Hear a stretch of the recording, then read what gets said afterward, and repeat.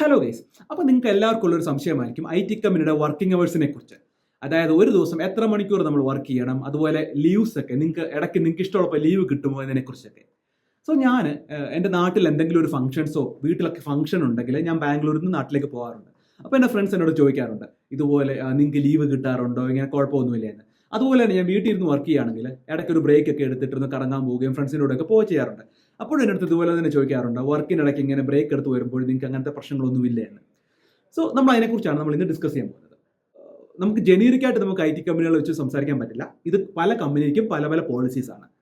So ചില service based കമ്പനിയിൽ, അതായത് നമ്മൾ അറ്റൻഡൻസ് മാൻഡേറ്ററി ആണ്. അതേസമയം ചില പ്രൊഡക്റ്റ് ബേസ്ഡ് കമ്പനികളിൽ അറ്റൻഡൻസ് മാൻഡേറ്ററി അല്ല. സോ ഞാൻ ആദ്യം വർക്ക് ചെയ്ത കമ്പനിയിൽ അതൊരു സർവീസ് ബേസ്ഡ് കമ്പനിയായിരുന്നു. സോ അവിടെ വീക്കിലി എല്ലാ ആഴ്ചയും 40 മണിക്കൂർ നമ്മൾ ക്ലോക്ക് ചെയ്യണമായിരുന്നു. നമ്മുടെ സ്വൈപ്പ് ഡേറ്റാസ് വെച്ച് അവർ നോക്കുമായിരുന്നു. നമ്മളത് എത്തുന്നില്ല എന്നുണ്ടെങ്കിൽ നമുക്ക് അവരെ മെയിൽ അയക്കുമായിരുന്നു, നോട്ടീസ് അയക്കുമായിരുന്നു, 40 മണിക്കൂർ കംപ്ലീറ്റ് ആക്കാത്ത എന്താണെന്ന് ചോദിച്ചിട്ട്. ചില കമ്പനികളിൽ എല്ലാ ദിവസവും 8 മണിക്കൂർ വെച്ച് വേണമെന്ന് നിർബന്ധമുണ്ട്. സോ ഞാൻ ഒരു കൊറിയൻ കമ്പനിയിൽ ഒരു ഇന്റർവ്യൂ അറ്റൻഡ് ചെയ്തായിരുന്നു. സോ അവിടെ ഞാനതിവിടെ ജോയിൻ ചെയ്യാൻ ഒരൊറ്റ റീസൺ ഇതാണ്. അവിടെ എല്ലാ ദിവസവും 8 മണിക്കൂർ വെച്ച് നമ്മൾ ക്ലോക്ക് ചെയ്യണം. നമുക്കതിനകത്ത് എക്സെപ്ഷൻസ് ഒന്നുമില്ല. ആഴ്ചയിൽ ഒരു ആവറേജ് അല്ല, എല്ലാ ദിവസവും 8 മണിക്കൂർ വെച്ച് ക്ലോക്ക് ചെയ്യണം.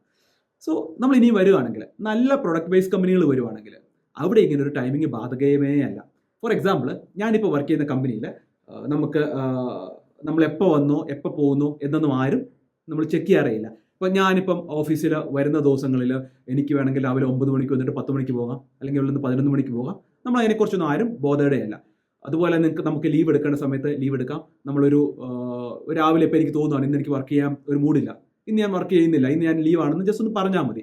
നമ്മൾ ലീവ് ചില അപ്ലൈ ചെയ്യുക പോലും വേണ്ട. അങ്ങനെയുള്ള ട്രാക്കിംഗ് പോലും കാര്യമായിട്ടില്ല. കാരണം പ്രൊഡക്റ്റ് ബേസ്ഡ് കമ്പനികളിലൊക്കെ അവർ നോക്കുന്നത് വർക്ക് കംപ്ലീറ്റ് ചെയ്യുന്നതാണ്. നമ്മുടെ മൈക്രോ മാനേജ്മെന്റ് ഉണ്ടാകത്തില്ല. പക്ഷേ എന്നിരുന്നാലും എക്സെപ്ഷൻസ് ഉണ്ട്.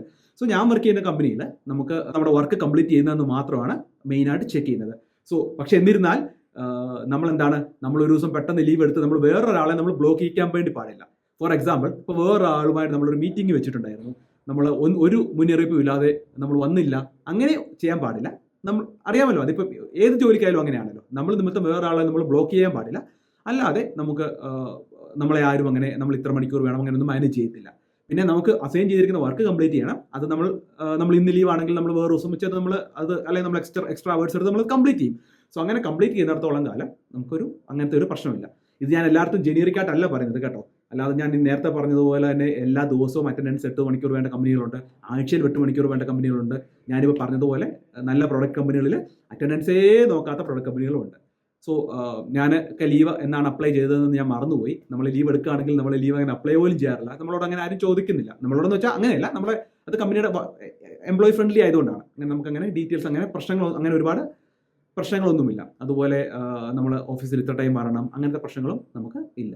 സോ നമുക്ക് വേറെ വീണ്ടും IT കമ്പനിയുമായി റിലേറ്റ് ചെയ്ത് IT സെക്ടറുമായി റിലേറ്റ് ചെയ്ത് നല്ല നല്ല വീഡിയോസായിട്ട് നമുക്ക് വീണ്ടും കണ്ടുമുട്ടാം. Till then take care.